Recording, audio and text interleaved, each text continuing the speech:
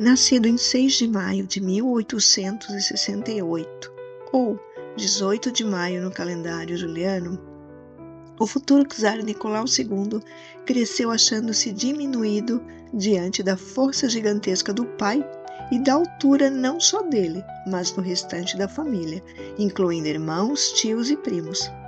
O primogênito de 3 irmãos e 2 irmãs chegaria apenas a 1,70 m, considerado um dos mais baixos entre todos os czares Romanov. Nicolau tentava de todas as formas compensar sua baixa estatura, fazendo muita ginástica, combinada a outros exercícios. Ele gostava de equitação e de tênis, e fazia longas caminhadas, com qualquer clima, e parecia nunca se cansar.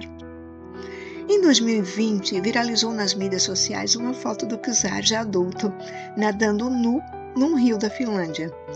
O corpo musculoso foi bastante comentado, mas conviver com o pai e os tios, todos enormes, fazia com que ele se sentisse inferior. E nem o corpo atlético, nem os olhos azul claros, ou puxado cabelo para o dourado, eram suficientes para aumentar a sua autoconfiança. O fato de ter vivido em constante isolamento durante a infância, pela segurança necessária devido à ameaça causada pelos revolucionários, agravou ainda mais essa situação. E como contraponto Alexandre III, autoritário e mal-humorado, a czarina Maria Fedorovna era uma mãe atenciosa e amorosa, que supervisionava os estudos dos filhos e lhes dava conselhos. Nicolau, apelidado de Nick pela família, era um garoto quieto e tímido, que cresceu muito mais apegado a essa mãe calorosa e tolerante do que ao pai assustador. Maria, porém, tinha uma personalidade dominadora, para permitir qualquer grau de independência aos filhos. Mesmo já saídos da adolescência e avançando para a fase adulta, eles continuavam a ser tratados como crianças em casa. Como herdeiro do trono, Nicolau recebeu uma boa educação, com tutores privados, e destacava-se sobretudo em línguas. Falava inglês, francês e alemão com excelente fluência. Gostava de história, mas o mais importante desses tutores foi Constantin, um filósofo reacionário, que já havia educado Alexandre III e seus irmãos. Era considerado o principal representante do conservadorismo russo na época, pois ele defendia o direito divino do czar, a autoridade absoluta da Igreja Ortodoxa, a xenofobia e o antissemitismo. Contrário a qualquer reforma política ou social da Rússia, considerava movimentos democráticos e liberais como inimigos da unidade russa. A nação deveria ser controlada, política e religiosamente por meio de uma autocracia que regulasse o comportamento dos cidadãos. Esse pensamento teve profunda influência sobre Nicolau e pautaria suas decisões políticas como czar. Em casa, nunca se falava de política.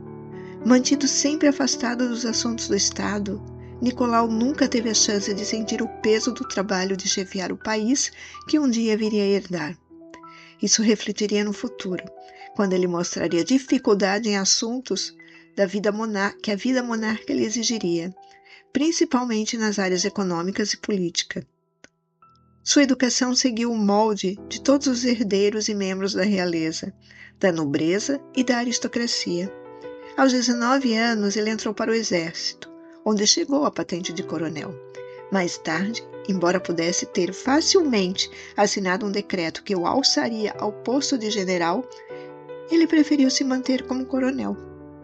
A decisão não foi vista com bons olhos pelo alto escalão militar, mas para ele era mais importante manter vivo o vínculo afetivo que acompanhava a patente dada pelo pai.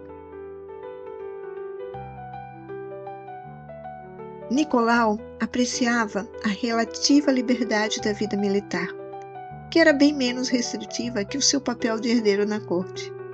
No exército, ele desfrutou da liberdade que nunca tivera e passou a apreciar essa vida que incluía obedecer às regras, mas também se divertir sem restrições, inclusive em bebedeiras homéricas e noites inteiras passadas em festas.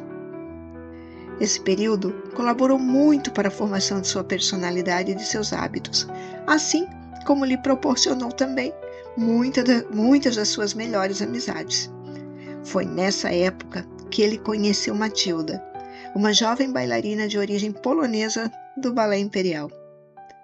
A jovem atraente foi apresentada a Nicolau pelo próprio czar Alexandre III em 1890, durante um evento público na Academia de Balé. Mas foi só 2 anos depois, quando ela já era a primeira bailarina da Companhia do Teatro Mariinsky, que os dois iniciaram um romance. No começo, o namoro era composto de flores, mensagens e visitas castas. Mas logo tornou-se tórrido e Nicolau chegou até a montar uma casa para ela morar. O caso entre o Casaveriche e a bailarina foi retratado de maneira bastante ficcionalizada no filme Matilda, dirigido por Alexei, que causou tumulto na Rússia, quando foi lançado em 2017. Políticos conservadores tentaram proibir a sua exibição, e uma bomba caseira chegou a ser lançada contra o estúdio do diretor. Apesar de hoje ser possível encontrar rainhas ou príncipes consortes que não nasceram nem na realeza nem na nobreza, na época era inviável a um herdeiro do trono realizar um casamento considerado desigual, ou seja, casar-se com alguém que não fosse da mesma classe social. Um dos poucos membros de uma casa real da época a tentar isso foi o arquiduque Francisco Ferdinando da Áustria, que amargou diversas humilhações contra sua esposa e os seus filhos impostas por seu tio, o imperador austríaco Francisco José, e pela corte dos Habsburgo. Nicolau, de forma alguma, levaria tão longe o seu relacionamento com Matilda. Ele enfrentaria, sim, o mundo todo se fosse preciso, mas pelo alvo de sua verdadeira paixão, uma prima distante, 4 anos mais nova que ele, chamada Alix de Hesse.